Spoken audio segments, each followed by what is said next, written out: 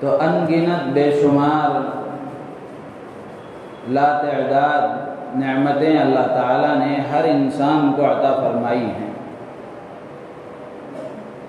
جتنی نعمتیں اللہ نے بندوں کو دی ہیں، ان ساری نعمتوں میں سب سے اہم، سب سے افضل، سب سے اعلیٰ جو نعمت اللہ نے بندوں کو دی ہے وہ ایمان کی ہے۔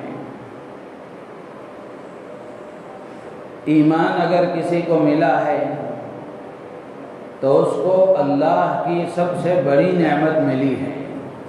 سب سے افضل نعمت ملی ہے، سب سے اعلیٰ نعمت ملی ہے۔ دنیا میں اگر کسی کو راحت و آرام کے سارے اسباب حاصل ہو جائیں،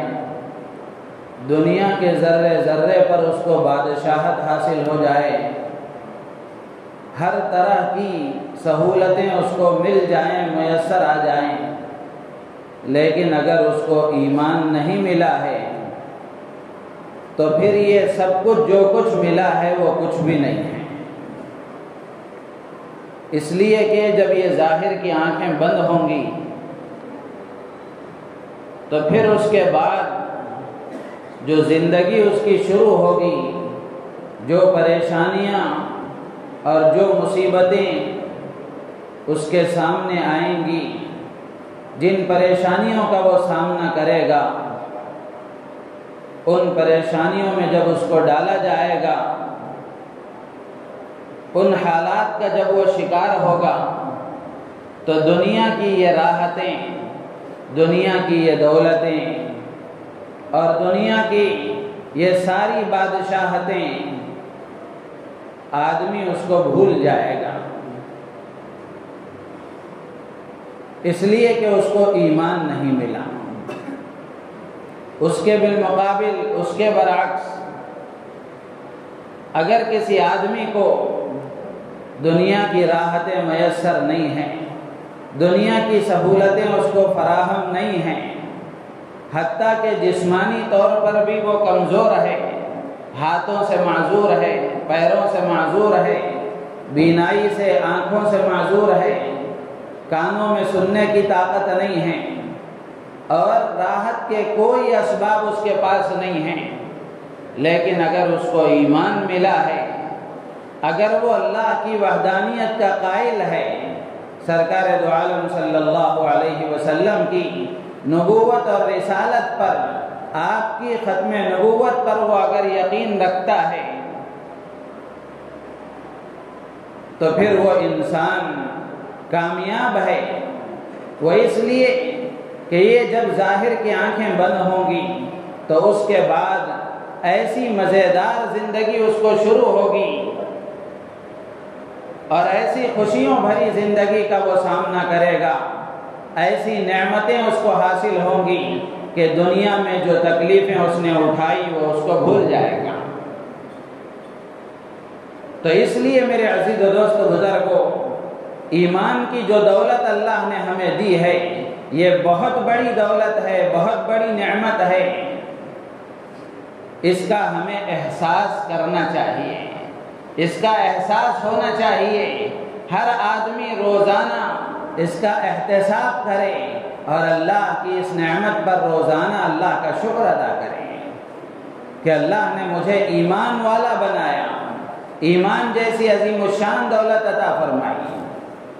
آج ہمارے دلوں میں ایمان کی کوئی قدر و قیمت نہیں ہے، وہ اس لیے کہ گھر بیٹھے یہ دولت حاصل ہو گئی، وراثت میں ایمان مل گیا، دادا مسلمان تھے، باپ بھی مسلمان، باپ مسلمان تو بیٹا مسلمان، پھر اس کے بعد جو نسل چلی اسی طرح مسلمان۔ ایمان کی قدر و قیمت اور ایمان کی اہمیت ان سے پوچھیں جنہوں نے ایمان کے حاصل کرنے کے لیے تن من دھن سب کچھ قربان کر دیا۔ کیسی پریشانیوں کا انہوں نے سامنا کیا۔ حضرات صحابہ اکرام رضوان اللہ تعالی علیہم اجمعین کی زندگیاں ہم دیکھیں، ایمان کی قدر و قیمت حضرت بلال حبشی سے پوچھیں تو وہ بتائیں گے، ایمان کی قدر و قیمت حضرت خباب ابن ارت رضی اللہ تعالیٰ عنہ سے پوچھیں تو وہ بتائیں گے۔ آج یہ تھوڑی سی گرمی ہم سے برداشت نہیں ہو رہی، جبکہ یہاں کی گرمی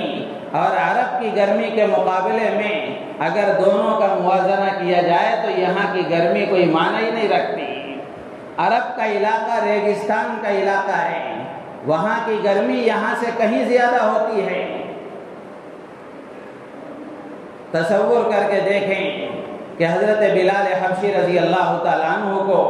گرم گرم ریت پر سلا کر،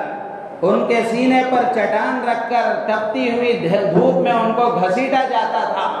تو کیا حال ہوا ہوگا۔ آج ہم فین کے نیچے بیٹھے ہوئے ہیں، ٹھنڈا مسجد میں بیٹھے ہوئے ہیں، اپنے اپنے گھروں میں ٹھنڈک کا سارا سامان اختیار کیے ہوئے ہیں، لیکن اس کے باوجود یہ گرمی ہم سے برداشت نہیں ہو رہی۔ حضرت بلال حبشی رضی اللہ تعالیٰ عنہ نے اس حالت میں بھی زبان سے یہی جملے فرمائے تھے کہ اللہ ایک ہے، احد احد فرمایا تھا۔ تو یہ حضرات بتائیں گے کہ ایمان کی قدر و قیمت کیا ہے۔ حضرت خباب ابن ارت رضی اللہ تعالیٰ عنہ گرم گرم انگاروں پر ان کو لٹایا گیا، تو یہ قربانیاں جب انہوں نے دی تو ان قربانیوں کے بعد ان کو ایمان ملا، ان کو اسلام ملا، جس کے نتیجے میں وہ ایمان کی قدر و قیمت جو ان کے دلوں میں پیدا ہوئی آج ہمارے دلوں میں وہ نہیں ہے۔ تو اس لیے ضرورت اس بات کی ہے کہ اللہ نے جب یہ نعمت ہمیں عطا فرمائی ہے، ہمیں مسلمان بنایا ہے، ایمان والا بنایا ہے، تو اب ہر ایمان والے کی یہ ذمہ داری بنتی ہے کہ ایمان جیسی عظیم الشان نعمت جب اللہ نے اس کو دی ہے تو اس کی حفاظت کرنا یہ سب سے بڑی ذمہ داری ہے۔ ایمان کی حفاظت یہ بہت بڑی ذمہ داری ہے، ہر ایمان والے کے ذمہ ہے کہ ہر ایمان والا اپنے ایمان کی فکر کرے، اپنے ایمان کی حفاظت کا انتظام کرے، ان اعمال کو اختیار کرے، ان اسباب کو اختیار کرے جن کی وجہ سے ایمان کی حفاظت ہوتی ہے، جس کی وجہ سے اس کا ایمان محفوظ ہوتا ہے۔ جس دور سے ہم گزر رہے ہیں یہ دور بڑا کٹھن ہے۔ آج ہر طرف اس بات کی کوششیں ہو رہی ہیں کہ کسی طرح مسلمانوں کے اسلام کو ختم کر دیا جائے، ایمان والوں کے دلوں سے اور ان کے اندر سے، ان کے رگ و ریشے سے ایمان کی عظمت کو ختم کر دیا جائے، کھرید کر ایمان کی اہمیت کو ان کے دلوں سے نکال دیا جائے۔ نام اس کا مسلمان ہو کوئی حرج نہیں ہے، لیکن اس کے دل و دماغ میں اسلام کی وہ تصویر اور ایمان کی وہ عظمت جو سرکار دو عالم صلی اللہ تعالی علیہ وسلم نے حضرات صحابہ کرام رضوان اللہ تعالی علیہ مجمعین کے دل و دماغ میں بٹھائی تھی، پیدا فرمائی تھی، اور صحابہ نے جو عظمت اپنے دلوں میں پیدا کی تھی وہ عظمت آج کے مسلمان کے دل میں نہ رہے، اس کے لیے ہر طرح کی کوششیں اور کامیاب کوششیں ہو رہی ہیں۔ تو ایسی صورتحال میں، ایسے وقت میں ہم میں سے ہر ایک کی ذمہ داری ہے کہ ہر مسلمان اپنے ایمان کی فکر کرے، اپنی بیوی کے ایمان کی فکر کرے، اپنے بچوں کے ایمان کی فکر کرے، اور اپنے خاندان قبیلے کے افراد کے ایمان کی فکر کرے، اور اپنے اڑوس پڑوس کے لوگوں کے ایمان کی فکر کرے۔ اس سے آگے بڑھ کر سرکار دو عالم صلی اللہ تعالی علیہ وسلم کا امتی ہونے کے ناطے ختم نبوت کی بنیاد پر یہ ذمہ داری ہر مسلمان کی ہے کہ وہ اپنی ذات کے اعتبار سے ہر مسلمان کے ایمان کے بچانے کی جو کوشش وہ کر سکتا ہے وہ کوشش کرے، جان کے اعتبار سے، مال کے اعتبار سے، صلاحیت کے اعتبار سے، اوقات کے اعتبار سے جیسی وہ قربانی دے سکتا ہے قربانی دے کر کے اپنا ایمان بھی بچائے، اپنے گھر کے افراد کا ایمان بھی بچائے، اور اپنے پڑوس کے افراد کا ایمان بھی بچائے، اور اللہ کے ہر بندے مسلمان کے ایمان کی حفاظت کی وہ فکر کرے۔ تو میرے عزیز و دوست بزرگوں، ایک تو ذمہ داری کی یہ بات ہے، لیکن مسلمان معاشرے پر ہم نظر ڈال کر کے دیکھیں، مسلمانوں کی جو صورتحال اس وقت میں ہے، جتنے حالات مسلمانوں پر ہیں اور جتنے ناموافق حالات کا مسلمان سامنا کر رہے ہیں، جتنی ظلم و زیادتی کا مسلمان سامنا کر رہے ہیں، اتنا ہی زیادہ اپنے دین سے غافل ہیں،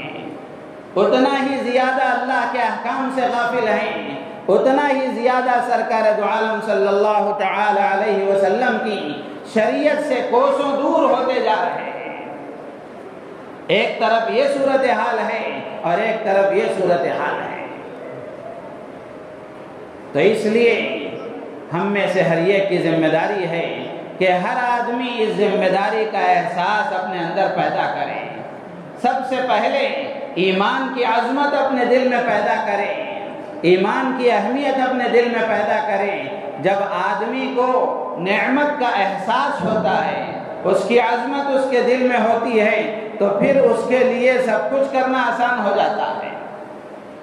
آج ہم کچھ بھی اس لیے نہیں کر رہے ہیں کہ ہمارے دل و دماغ میں اور ہمارے رگ و ریشے میں ایمان کی کوئی عظمت نہیں ہے، ایمان کی کوئی اہمیت نہیں ہے۔ بس باپ دادا مسلمان ہیں، انہوں نے میرا بھی نام مسلمان رکھ دیا ہے، تو صرف ایک نام مسلمان کا رکھ کر زندگی گزارتے رہیں، جو ہوگا وہ دیکھا جائے گا۔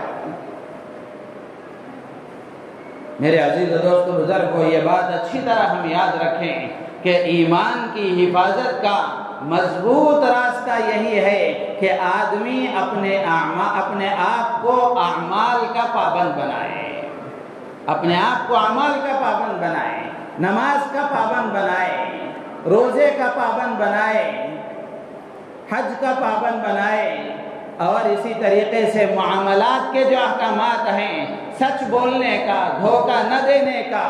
اور صحیح طریقے سے تولنے کا، اور معاشرتی زندگی میں سب کے حقوق کو صحیح طریقے سے ادا کرنے کا، اپنے اخلاق کو صحیح بنانے کا، اپنے آپ کو پابند بنائے۔ یہی صورتحال ہے اور یہی حل ہے کہ آدمی اپنے ایمان کی حفاظت کر سکتا ہے۔ سب سے پہلے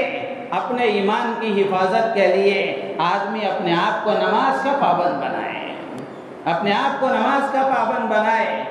اللہ نے نماز میں وہ تاثیر رکھی ہے، نماز میں وہ پاور اللہ نے رکھا ہے، وہ استعداد رکھی ہے کہ جب آدمی اپنے آپ کو نماز کا پابند بنا لیتا ہے، اللہ تبارک و تعالی آگے کا جو دین ہے، آگے کا جو اسلام ہے، آگے کے جو احکامات ہیں، اللہ تعالیٰ اس کے مطابق عمل کرنے کی استعداد اس کے اندر پیدا کر دیتے ہیں۔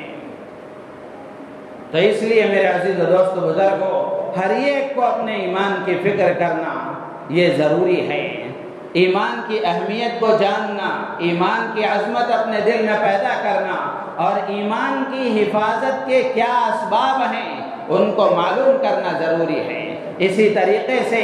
ایمان کو خراب کرنے والی چیزیں کیا ہیں، وہ حرکتیں، وہ اعمال، وہ افعال، وہ اقوال، وہ عقائد کیا ہیں جن کی وجہ سے آدمی کا ایمان رخصت ہو جاتا ہے،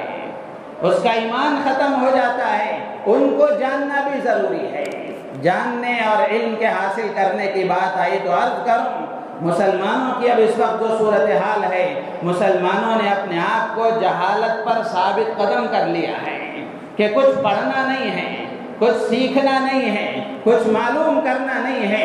دن بھر کے ہم اپنی مصروفیتوں کو دیکھیں، اپنی 24 گھنٹے کی زندگی کو دیکھیں، اس میں کہیں بھی کوئی لمحہ، کوئی سیکنڈ، کوئی منٹ، کوئی گھنٹہ دین کے علم کے حاصل کرنے کے لیے نہیں ہے۔ جبکہ یہ وہ قوم ہے جس کی ابتدا ہی اقرا سے ہوئی تھی، پڑھنے سے ہوئی تھی۔ سب سے پہلی وحی اللہ کے نبی علیہ الصلوۃ والسلام پر جو نازل ہوئی وہ علم کے حاصل کرنے کی تھی۔ اقرأ باسم ربک الذی خلق، نبی جی پڑھیے اس پروردگار کے نام سے جس نے پیدا کیا۔ تو میرے عزیز و دوست بزرگوں، جاننا ضروری ہے، اس لیے کہ جہالت آدمی کو جہنم میں لے جائے گی، علم کی روشنی سے آدمی جنت کا راستہ حاصل کرتا ہے، دین سیکھتا ہے، دین معلوم کرتا ہے، پھر اس کے مطابق عمل کرتا ہے، اللہ تبارک و تعالیٰ اسے دنیا کی کامیابیاں بھی عطا فرماتے ہیں اور آخرت کی نعمتوں سے بھی اس کو سرفراز فرماتے ہیں۔ تو اس لیے یہ بنیادی بات ہے اور پہلی اولین بات ہے جو میں نے عرض کی کہ ایمان کی عظمت، ایمان کی اہمیت اپنے اندر پیدا کرنا، اور ایمان کے سلسلے میں جو احادیث، جو آیتیں جو اللہ نے قرآن میں بیان فرمایا، جو اللہ کے نبی نے احادیث میں بیان فرمایا، اس کو معلوم کرنا ضروری ہے۔ ایمان کے فضائل ہم معلوم کریں اور ایمان کی اہمیت کو ہم معلوم کریں، اسی کے ساتھ ساتھ ایمان کی حفاظت کے اسباب کیا ہیں اس کو بھی معلوم کرنا ضروری ہے، اور پھر اس سے آگے بڑھ کر ایمان کو خراب کرنے والی، ایمان کو ضائع کرنے والی کیا چیزیں ہیں اس کو بھی معلوم کرنا ضروری ہے۔ تو اس لیے اس بات کا مضبوط عزم کریں، ہر مسلمان مرد و عورت کی ذمہ داری ہے کہ اپنے آپ کو علم سے، علم قرآن سے، علم حدیث سے وابستہ کریں۔ اپنے 24 گھنٹے کی زندگی میں روزانہ کچھ نہ کچھ وقت ہر مسلمان مرد عورت کا دین کا علم حاصل کرنے کے لیے ہونا چاہیے۔ اس کی شکلیں الگ الگ ہو سکتی ہیں، مختلف ہو سکتی ہیں علم کے حاصل کرنے کی۔ مثال کے طور پر آپ نے مسجد میں آ کر اپنے کسی عالم دین سے رابطہ کر کے ان سے آپ نے دین سیکھنا شروع کر لیا، کچھ وقت ان کے سامنے زانو تلمس طے کر لیا، یہ بھی ایک طریقہ ہو سکتا ہے۔ یا کسی عالم دین کی نگرانی میں آپ کوئی کتاب لے کر مطالعہ کریں، اپنے گھر میں مطالعہ کریں، آپ کو اردو زبان پڑھنا آتا ہے یا کوئی اور زبان پڑھنے آتی ہے، لیکن شرط اس بات کی ہے کہ کسی عالم دین کی نگرانی میں مطالعہ کریں، آزاد ہو کر پڑھیں گے تو کون سی کتاب کس نے لکھی ہے، کیا لکھا ہے آپ کو اندازہ نہیں ہوگا، لیبل اس کا دین کا ہی ہوگا، لکھنے والے کا نام بھی فلاں فلاں فلاں فلاں ہوگا، لیکن اندر اس نے کیا لکھا ہے اس کا آپ کو اندازہ نہیں ہوگا۔ اس لیے کہ آج دین کے لٹیرے اور دین کا لبادہ اوڑھے ہوئے وہ مسلمانوں کو دین سے دور کرنے کی ہر طرح کی کوششیں ہو رہی ہیں۔ تو اس لیے عالم دین سے رابطہ کر کے کہ میں کون سی کتاب پڑھوں، یہ کتاب آپ پڑھیں، وہ کتاب معلوم کیا آپ نے، جا کر اس کو خرید کر لائے اور اس کا آپ نے مطالعہ کیا، آپ کے علم میں اضافہ ہوگا، اور جیسے جیسے آپ کی معلومات بڑھتے رہیں گی، سچے اور صحیح علم کا تقاضا یہ ہے کہ وہ علم آپ کو عمل پر آمادہ کرتا ہے، وہ علم آپ کو عمل پر آمادہ کرتا ہے۔ یا پھر کسی عالم دین کی نگرانی میں اگر آپ باہر نہیں آ سکتے، کسی کے سامنے بیٹھ کر علم حاصل نہیں کر سکتے، اللہ جزائے خیر دے، اس وقت میں کئی علماء، معتبر اور مستند علماء آن لائن ادارے بھی چلا رہے ہیں کہ ان سے آپ جڑ جائیں اور اس سے علم حاصل کرنے کی کوشش کریں، لیکن یہ بات یاد رکھیں، شرط یہی ہے کہ کسی عالم دین کی نگرانی میں ہو۔ آپ پوچھیں جا کر کہ میں آن لائن پڑھنا چاہتا ہوں کسی سے، میرے پاس کہیں جانے کے لیے وقت نہیں ہے، مستورات ہیں وہ کہیں جا نہیں سکتی، تو وہ معلوم کریں، اس لیے کہ مستورات کے بھی بہت سارے آن لائن ادارے معتبر اور مستند اور متقی پرہیزگار علماء کی نگرانی میں چل رہے ہیں،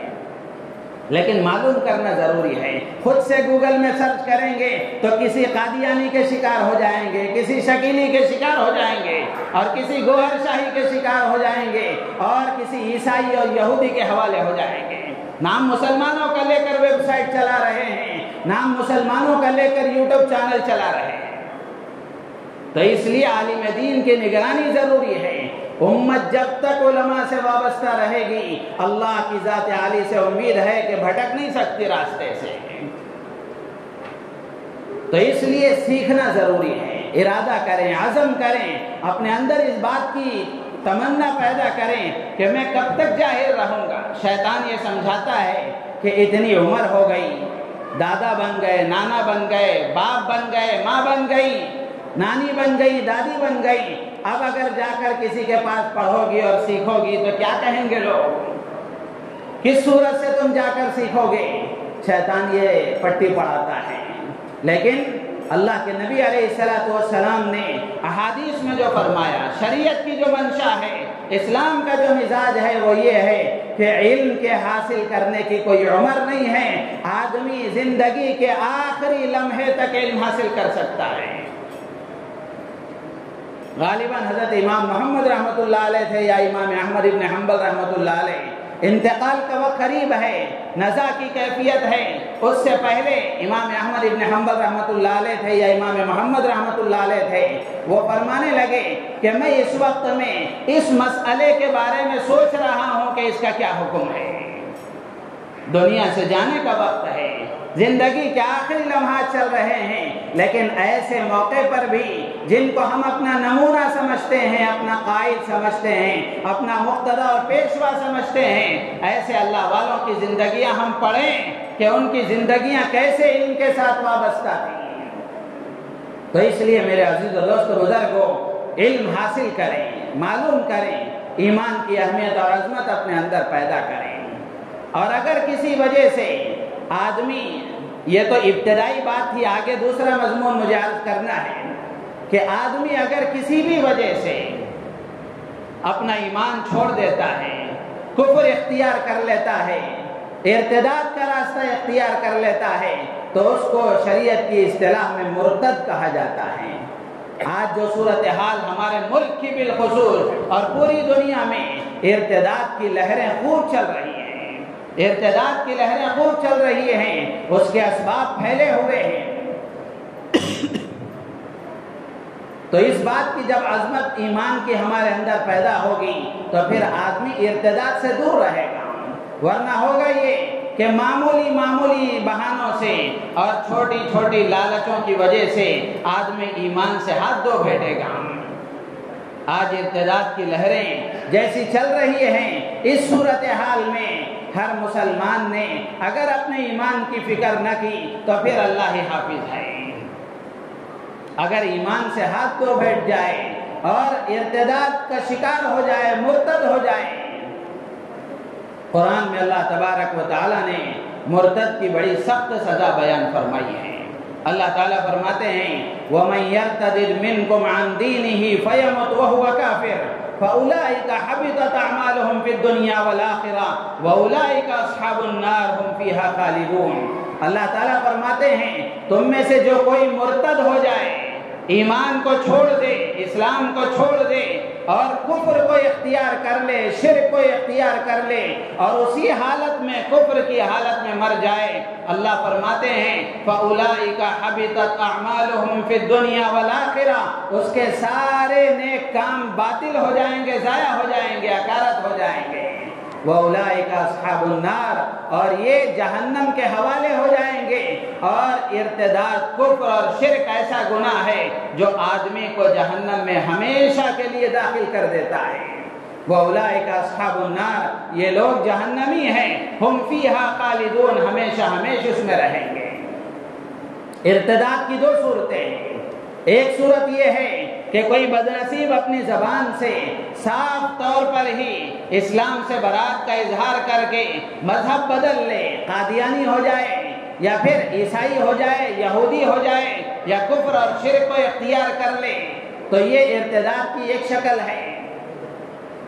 دوسری شکل یہ ہے کہ آدمی صاف طور پر تو زبان سے مذہب کے بدلنے کی بات نہ کرے، لیکن ایسی چیزوں کا جس کا شریعت میں قطعی طور پر ثبوت موجود ہے، ایسے اعمال کا یا ایسے عقائد کا جو قرآن کے نص صریح سے ثابت ہیں یا اللہ کے نبی علیہ السلام کی متواتر حدیثوں سے ثابت ہیں اور شریعت میں جن کو ضروریات دین میں سے قرار دیا گیا ہے، ایسے اعمال کا اگر آدمی انکار کر دے، جس کا انکار قرآن کے انکار کرنے کے برابر ہے، جس کا انکار حدیث کے انکار کرنے کی برابر ہے، تو ایسے اعمال کا اگر آدمی انکار کرتا ہے تو وہ بھی اسلام سے خارج ہو جاتا ہے۔ جیسے زکوٰۃ کا انکار کر دے،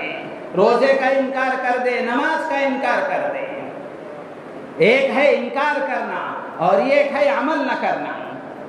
آدمی زندگی بھر زکوٰۃ ادا نہ کرے لیکن زکوٰۃ کو فرض تو سمجھتا ہے، اللہ کا حکم تو سمجھتا ہے، لیکن زندگی بھر اس نے زکوٰۃ ادا نہ کی، تو یہ زکوٰۃ کا ادا نہ کرنا گناہ کبیرہ اپنی جگہ ہے، لیکن اس نے چونکہ اپنے آپ کو زکوٰۃ کا فریضہ مانتا تھا، اللہ کا حکم اس کو سمجھتا تھا، تو اس کی وجہ سے وہ کافر نہیں قرار دیا جائے گا، فاسق اور فاجر قرار دیا جائے گا۔ اللہ تعالیٰ چاہیں گے تو اپنے فضل سے معاف فرما دیں گے، یا پھر جہنم میں اس کی سزا بھگت کر وہ بالآخر جنت میں داخل ہو جائے گا ایمان کی بنیاد پر۔ تو اس لیے میرے عزیز و دوست بزرگوں، یہ دوسری قسم کا جو ارتداد ہے آج مسلمانوں میں عام ہے، آج مسلمانوں میں عام ہے۔ بڑے خطرے کی بات ہے کہ کفریہ جملے، کفریہ عقائد، آدمی نہیں جانتا کہ اس عقیدے کی وجہ سے وہ اسلام سے باہر ہو جاتا ہے، ایسے جملے زبان سے بولتا ہے، ایسے کام کرتا ہے جس کی وجہ سے وہ اسلام سے باہر ہو جاتا ہے، آج یہ مسلمانوں میں عام ہے۔ اسی لیے اللہ کے نبی علیہ السلام نے ایمان اور کفر پر خاتمے کے سلسلے میں انسانوں کی 4 قسمیں بیان فرمائی۔ ایک مرتبہ اللہ کے رسول علیہ السلام نے فتنوں کا تذکرہ کرنے کے لیے، آپ خطبہ دینے کے لیے منبر پر تشریف لائے اور بہت لمبا خطبہ ارشاد فرمایا۔ اس میں اللہ کے نبی علیہ السلام نے فرمایا کہ ایمان اور کفر پر خاتمے کے سلسلے میں انسانوں کی 4 قسمیں ہیں۔ کچھ لوگ وہ ہیں جو ایمان کی حالت میں پیدا ہوئے، ایمان کی حالت میں انہوں نے زندگی گزاری اور ایمان کی حالت میں ہی وہ دنیا سے رخصت ہوئے، یہ بڑے کامیاب انسان ہیں۔ اور کچھ لوگ وہ ہیں جو کفر کی حالت میں پیدا ہوئے، کفر پر زندگی گزری اور اللہ ہم سب کی حفاظت فرمائے، کفر پر ہی وہ مر گئے۔ یہ انتہائی بد نصیب اور ناکام انسان ہے۔ تیسری قسم وہ ہے کہ ایمان کی حالت میں پیدا ہوئے اور ایمان کی حالت میں زندگی گزری، اللہ ہم سب کی حفاظت فرمائے کہ کسی وجہ سے پھر ان کی زندگی، پھر ان کا خاتمہ اور ان کی موت کفر پر ہو گئی۔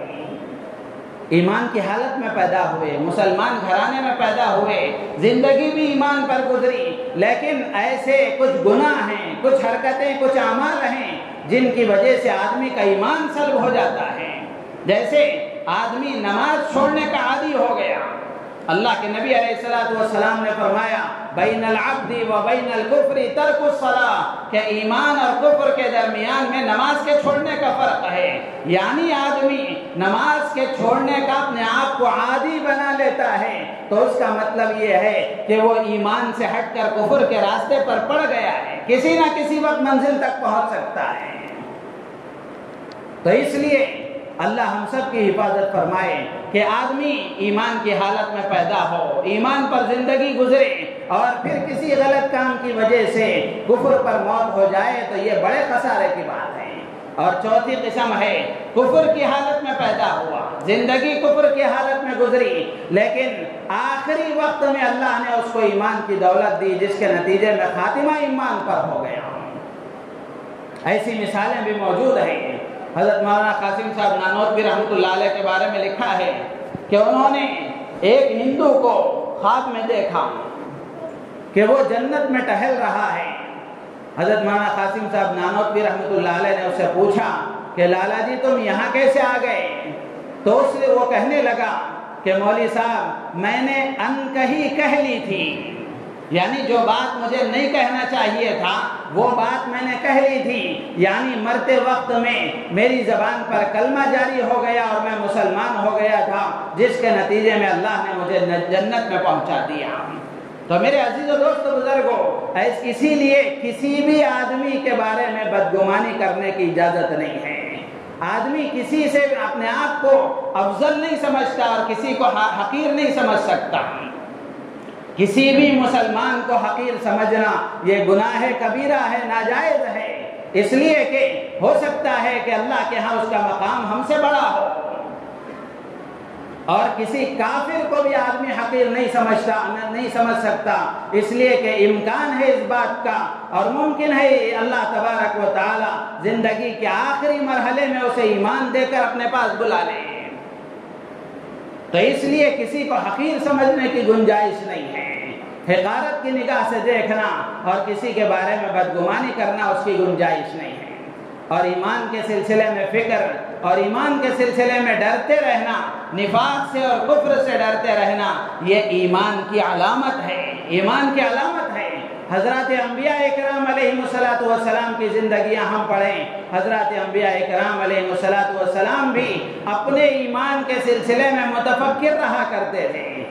اپنی اولاد کے ایمان کے سلسلے میں متفکر رہا کرتے تھے۔ حضرت ابراہیم علیہ السلام کی دعا قرآن میں اللہ تعالیٰ نے نقل فرمائی، وَجُنُبْنِي وَبَنِيَّ أَن نَّعْبُدَ الْأَصْنَامَ، پروردگار مجھے بھی بچا لیجئے، میری اولاد کو بھی بچا لیجئے کفر و شرک سے، بتوں کی پوجا پاٹ سے۔ یہ کون دعا کر رہے ہیں؟ ابو الانبیاء حضرت ابراہیم علیہ السلام دعا کر رہے ہیں۔ اسی طریقے سے حضرت یعقوب علیہ السلام کا قرآن میں تذکرہ ہے کہ حضرت یعقوب علیہ السلام وہ پیغمبر ہیں جو خود بھی نبی ہیں، ان کے والد بھی نبی ہیں، ان کے دادا بھی نبی ہیں، ان کے بیٹے بھی نبی ہیں۔ ایسا مبارک خاندان، ایسا نبوت کا گھرانہ جن کے بارے میں اگر کوئی اپنے آپ پر اطمینان کا اظہار کر سکتا تھا تو حضرت یعقوب علیہ السلام کو اپنی اولاد پر اطمینان تھا، اس لیے کر سکتے تھے اپنی اولاد پر اطمینان کہ نبوت کا گھرانہ ہے، باپ بھی نبی ہے، دادا بھی نبی ہے، خود بھی نبی ہیں، اور ایسے خاندان میں انہوں نے پرورش پائی ہے، تو وہ اپنے ایمان کے سلسلے میں اگر اطمینان کر سکتے تھے تو کر سکتے تھے۔ لیکن قرآن نقل کرتا ہے حضرت یعقوب علیہ السلام کو اپنی اولاد کے ایمان کی کتنی فکر تھی۔ دنیا سے جانے کا وقت قریب آیا تو اپنی اولاد کو جمع کر کے کیا پوچھا، ما تعبدون من بعدی، کہ میرے جانے کے بعد تم کس کی عبادت کرو گے؟ میرے عزیز و دوست و بزرگوں، ہم میں سے ہر ایک کو غور کرنا چاہیے اور اس سے عبرت لینا چاہیے کہ کیا ایسی فکر ہمارے اندر موجود ہے؟ کیا اپنے ایمان کی ایسی فکر ہمارے اندر موجود ہے؟ اپنی اولاد کے ایسے ایمان کی فکر ہمارے اندر موجود ہے؟ جبکہ حالات یہ بتا رہے ہیں اور سرکاری سطح پر اس بات کی کوششیں ہو رہی ہیں کہ ہماری اولاد کے دین کو ختم کر دیا جائے اور بچوں کے اندر شروع ہی سے کفر و شرک کا زہر داخل کیا جائے، اور حالات ایسے بتا رہے ہیں کہ بڑوں کے لیے بھی شریعت کے مطابق زندگی گزارنا مشکل کر دیا جائے۔ ایسے حالات میں بھی کیا مسلمان اپنے ایمان کی فکر کر رہا ہے؟ کیا مسلمان مرد عورتوں کو اپنے ایمان کی فکر ہے؟ یہ ہر آدمی کو اپنے آپ سے سوال کرنے کی بات ہے۔ اور اس سے آگے حضرت یوسف علیہ السلام، حضرت یوسف علیہ السلام کا بھی اللہ نے قرآن میں تذکرہ فرمایا، اور حضرت یوسف علیہ السلام بھی دعا فرماتے ہیں، فاطر السماوات والارض انت ولی فی الدنیا والآخرہ توفنی مسلما والحقنی بالصالحین۔ کون دعا کر رہا ہے؟ وہ دعا کر رہا ہے جس کا باپ نبی، دادا نبی، پردادا نبی۔ وہ دعا کر رہا ہے کہ اے آسمان و زمین کے پیدا کرنے والے، تو ہی میرا کارساز اور میرا کام بنانے والا ہے۔ توفنی مسلما والحقنی بالصالحین، اے اللہ ایمان کی حالت میں موت دینا اور نیک لوگوں کے ساتھ میرا حشر فرمانا۔ نبی دعا کر رہے ہیں۔ کیا یہ دعا کبھی ہمیں کرنے کی فرصت ہوئی؟ کیا ہم کبھی یہ دعا کر رہے ہیں؟ یہ ہر آدمی کے سوچنے کی بات ہے۔ اس سے آگے بڑھ کر امام الانبیاء ہم سب کے محسن آقا حضرت محمد رسول اللہ صلی اللہ تعالی علیہ وسلم کی زندگی دیکھیں کہ آپ اپنے ایمان کے بارے میں، جبکہ انبیاء اکرام علیہ السلام کا خاتمہ ایمان پر ہونا یہ تو طے تھا، لیکن اس کے باوجود انبیاء اپنے ایمان کے سلسلے میں متفکر رہا کرتے تھے اور ڈرتے تھے۔ یہ امت کی تعلیم کے لیے تھا۔ حضور اکرم صلی اللہ علیہ وسلم کی مسنون دعائیں ہم پڑھ کر دیکھیں۔ ایک صحابی ہیں یا تابعی ہیں، انہوں نے حضرت ام سلمہ رضی اللہ تعالیٰ عنہ سے پوچھا کہ اللہ کے نبی آپ کے پاس رہتے تھے تو اکثر کیا دعا کرتے تھے؟ تو حضرت ام سلمہ رضی اللہ تعالیٰ عنہ فرمانے لگی کہ حضور اکرم صلی اللہ علیہ وسلم یہ دعا فرماتے تھے، یا مقلب القلوب ثبت قلبی علی دینک، اے دلوں کے پھیرنے والے میرے دل کو دین پر جما دے، میرے دل کو دین پر ثابت قدم فرما دے۔ کون دعا کر رہے ہیں؟ امام الانبیاء حضرت محمد رسول اللہ صلی اللہ تعالی علیہ وسلم دعا کر رہے ہیں۔ ایسی بے شمار دعائیں ہیں۔ ایک اور دعا میں اللہ کے نبی مانگ رہے ہیں اللہم انی اسألک ایمانا و یقینا لیس بعدہ کفر، کہ اے اللہ میں تجھ سے ایسا ایمان و یقین مانگتا ہوں جس کے بعد کفر نہ ہو۔ ایک اور دعا میں اللہ کے نبی مانگتے ہیں اللہم انی اعوذ بک من الکفر والفقر وعذاب القبر، کہ اللہ میں کفر سے پناہ چاہتا ہوں، فقر اور تنگدستی سے، فقر و فاقے سے پناہ چاہتا ہوں، قبر کے عذاب سے پناہ مانگتا ہوں۔ ایک اور روایت میں آتا ہے اللہ کے نبی دعا فرماتے ہیں اللہم انی اعوذ بک من الشقاق والنفاق وسوء الاخلاق، کہ اللہ میں جھگڑے سے، دلوں کے پھٹن سے، جھگڑے سے تجھ سے پناہ مانگتا ہوں، اور نفاق سے پناہ مانگتا ہوں، اور برے اخلاق سے پناہ مانگتا ہوں۔ تو ایسی بے شمار دعائیں اللہ کے نبی علیہ السلام کے بارے میں منقول ہیں کہ اللہ کے نبی علیہ السلام امت کو گویا تعلیم دینا چاہتے تھے کہ اپنے ایمان کے سلسلے میں آدمی کو فکر مند ہونا چاہیے۔ موجودہ حالات میں ہم دیکھ رہے ہیں کہ مسلمان لڑکیاں کس طرح غیروں کے حوالے ہو رہی ہیں، کس طرح غیروں کے حوالے ہو رہی ہیں، اور باقاعدہ ہندو تنظیمیں پوری طریقے پر اور پوری فیسلٹی کے ساتھ ہندو نوجوانوں لڑکوں کو، اور پوری پریکٹس کے ساتھ اور پوری تیاری کے ساتھ اور پورے طریقے سے ان کو سکھا سمجھا کر کے مسلمان لڑکیوں کو اپنے دامے فریب میں پھنسانے کے لیے کیسی منظم کوششیں ہو رہی ہیں۔ مسلمان اس سلسلے میں کیا فکر کر رہے ہیں؟ اپنی بچیوں کے بارے میں، اپنے بچوں کے بارے میں، اپنے آپ کے بارے میں ہماری کیا فکر ہے، اور ہم کیا کوشش کر رہے ہیں؟ ہر باپ اپنے آپ سے سوال کرے کہ میں اپنے ایمان کے بارے میں، اپنے بیوی بچوں کے بارے میں، اپنے گھرانے کے ایمان کے سلسلے میں، بالخصوص اپنی اولاد، اپنے نوجوان بچوں اور بچیوں کی تربیت کے سلسلے میں اور غیروں کے حوالے ہونے سے بچانے کے لیے میں کیا انتظام کر رہا ہوں؟ یہ ہر ایک کے فکر کی بات ہے۔ میرے عزیز و دوست بزرگوں، جو صورتحال ارتداد کی نوجوان لڑکوں اور لڑکیوں میں پیدا ہو رہی ہے، اس کے بے شمار اسباب ہیں۔ گھر میں ماحول دین کا نہیں ہے، ذاتی طور پر دین کا علم نہیں ہے، اور اسی طریقے سے فحش اور ناجائز تعلقات پر مبنی ٹی ویوں پر سیریل چلائے جا رہے ہیں، اور موبائل کا غلط استعمال تو اس وقت کا سب سے بڑا فتنہ ہے۔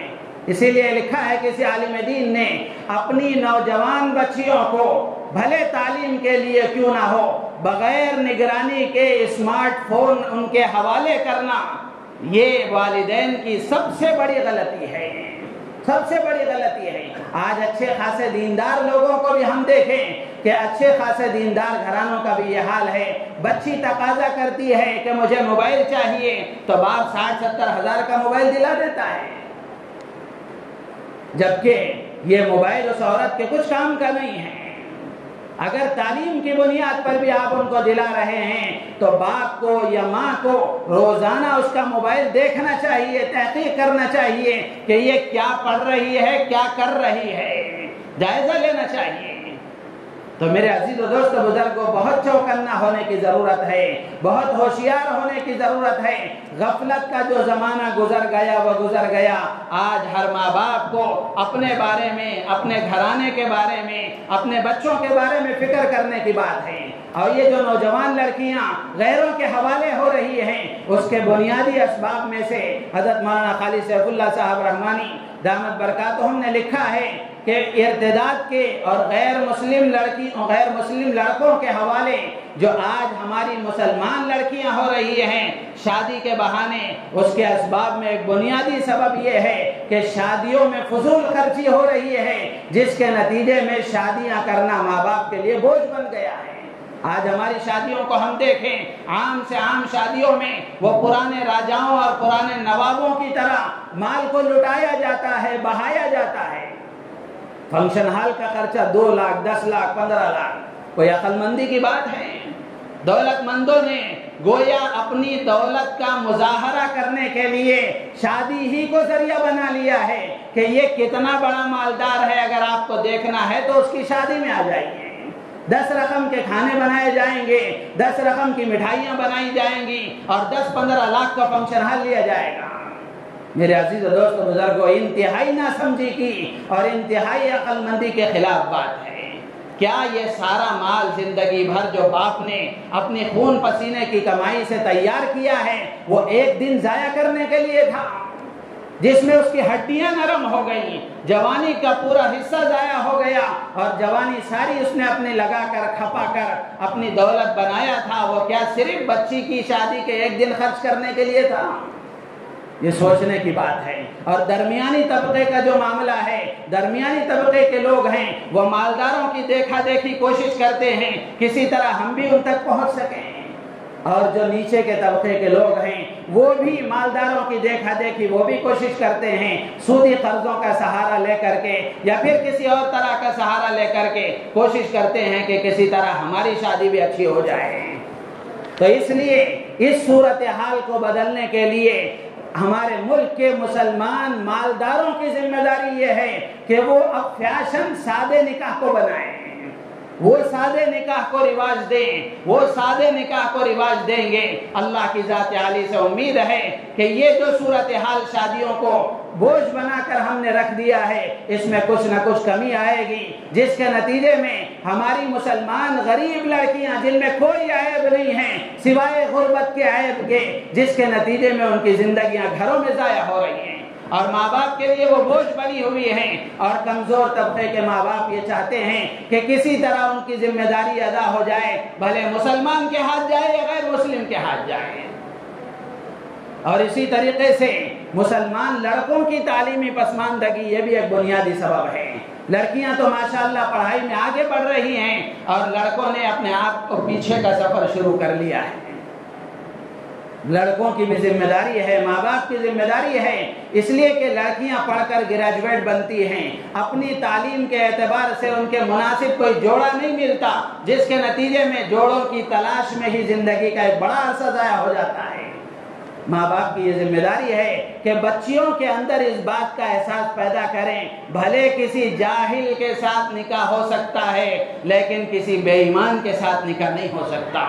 ایمان کی عظمت ان کے دل میں پیدا ہو جائے، اور ایمان کی عظمت ان کے دل میں پیدا ہو جائے تو یہ صورتحال بدل سکتی ہے۔ اسی طریقے سے مخلوط تعلیم، کو ایجوکیشن، اب یہ مسلم مینجمنٹ اسکول ہو یا مسلم مینجمنٹ کالج ہو، لیکن کو ایجوکیشن کا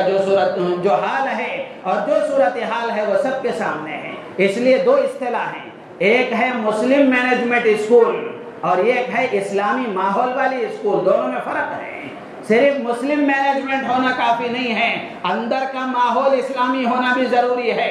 مسلم مینجمنٹ اسکول۔ کتنی اسکولوں کو میں نے اپنی آنکھوں سے دیکھا، اپنے بچے کے تعلیم کے لیے کئی اسکولوں میں جانا ہوا تو دیکھا کہ وہ پوری پوائنٹ پہنانے کے لیے تیار نہیں ہے۔ کیا دشواری ہے اس میں پوری پوائنٹ پہنانے کے لیے کہ وہ آدھی پوائنٹ پہن کر آئے گا، چڈی پہن کر آئے گا چھوٹا بچہ،